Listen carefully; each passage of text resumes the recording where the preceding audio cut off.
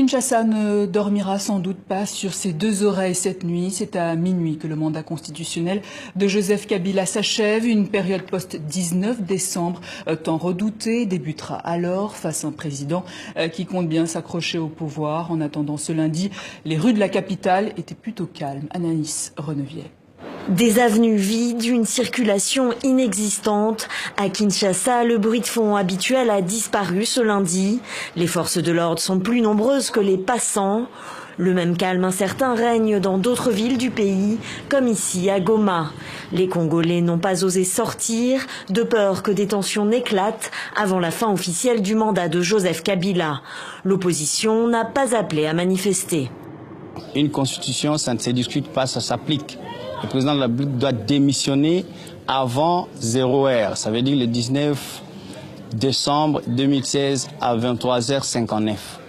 Les négociations qui se font, nous les soutenons pertinemment bien. Mais ces négociations n'ont pas pour objectif de négocier notre constitution. Le respect de la Constitution, c'est justement ce qui empêcherait Joseph Kabila de partir, selon son conseiller diplomatique. Il l'a confirmé lundi en fin d'après-midi. À minuit, le président sera toujours au pouvoir. Demain, le président sera président de la République. Il restera président de la République. Parce que la Constitution le lui demande. Faire autrement serait une violation de la Constitution.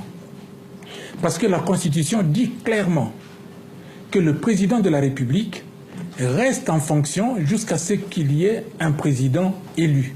Le gouvernement a par ailleurs confirmé l'arrestation de l'opposant Franck Diongo. Motif d'accusation officielle, il aurait séquestré 3 militaires de la garde présidentielle.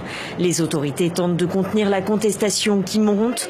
Plusieurs opposants ont été arrêtés et une partie du réseau Internet coupée.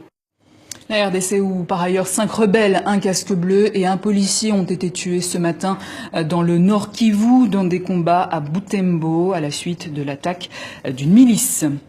Et puis le soutien au peuple congolais se passe aussi au Sénégal où le mouvement citoyen Y'en a marre a invité pour 2 jours sur l'île de Gorée des représentants de plusieurs organisations de la société civile de tout le continent, Ras-le-bol du Cameroun, les citoyens du Burkina, WADOP de Madagascar ou encore l'INA du Tchad, mais aussi 2 membres des mouvements congolais Filimbi et Lucha dont plusieurs militants sont actuellement en prison ou ont disparu ces dernières heures.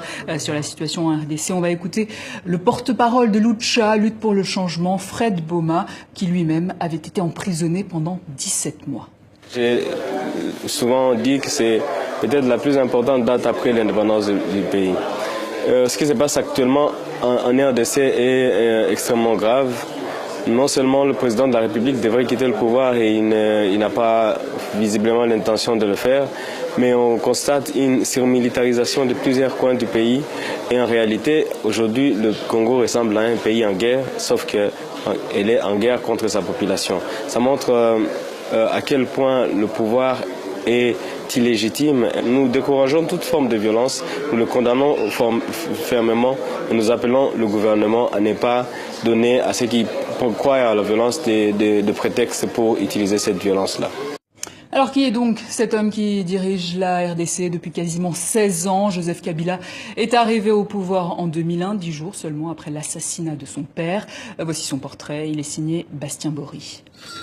Nous sommes en mai 2016. Le Congo est suspendu à la décision de la Cour constitutionnelle qui finit par autoriser Joseph Kabila à rester au pouvoir jusqu'en 2018.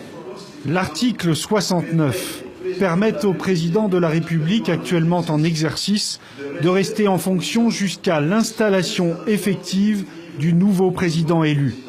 Depuis sa réélection contestée en 2011, le président est un habitué des périodes électorales mouvementées. Il est le mal-aimé, l'homme de l'Est qui boude le français et ne parle pas le lingala. Pire, il succède à son père assassiné sans passer par la case élection. Alors en 2006, il tente de se racheter en organisant la première présidentielle démocratique du Congo indépendant. Rien ne va rétablir l'organisation des élections qui s'annonce à l'horizon. J'invite d'ores et déjà tous les acteurs politiques, par respect pour notre peuple, à se soumettre au verdict de Dieu.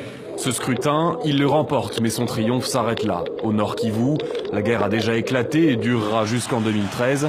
Le très jeune président Kabila joue l'équilibriste. Il ne peut pas renier les belligérants qui ont contribué à sa réélection, mais ne peut pas non plus légitimer leur violence. Voilà 3 fois que je viens ici en vous disant désolé pour la guerre. Depuis 20 ans, le sang des fils de Rutshuru, Lubero, Massissi et d'ailleurs a trop coulé. Nous voulons que cette guerre que nous sommes en train de finir soit la dernière. Dernier numéro de Funambule en date, la nomination en octobre d'un opposant au poste de Premier ministre. Mais dans la capitale acquise à l'opposition, les rues désertes reflètent le pouvoir de Joseph Kabila, un président incapable de rassembler.